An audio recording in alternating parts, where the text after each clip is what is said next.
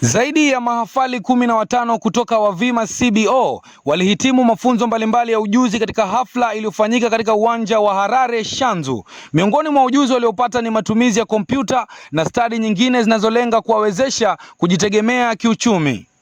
Nimesomea hapa katika hiyo organization inaitwa Wavima, na sasa hivi kama mnavyoniona naelekea kwenye graduation. Nimemaliza kozi yangu ya kompyuta. Wavima, ambayo ni kifupi cha wavu wa vijana mazingira, ni shirika la kijamii CBO lenye kauli mbiu badilisha maisha, linda mazingira.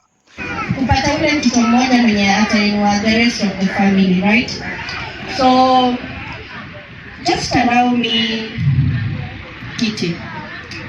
I want you to select 5 of your best students. Shirika hilo linaloongozwa na mwenyekiti wake Coach Kitty, ambaye ni kocha wa zamani wa soka na alilianzisha kwa lengo la kuwasaidia vijana kujenga maisha bora nje ya uwanja wa mipira. Akizungumza wakati wa hafla hiyo, Coach Kitty alisema kuwa Wavima imejizatiti kuwapa vijana fursa za kupata ujuzi unaoweza kuwasaidia kujiajiri na kuchangia maendeleo ya jamii. Alisisitiza kuwa uwekezaji katika elimu ya ujuzi ni njia mojawapo ya kupunguza ukosefu wa ajira miongoni mwa vijana.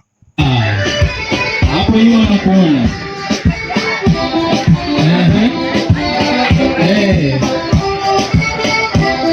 Mgeni maalum katika hafla hiyo alikuwa Mheshimiwa Kimanzi Mbaluka, mgombea wa nafasi ya MCA wa wadi ya Shanzu. Alipongeza wahitimu kwa kujituma katika mafunzo yao na kuwataka kutumia maarifa waliopata kuboresha maisha yao na kuwa mfano kwa vijana wengine katika jamii.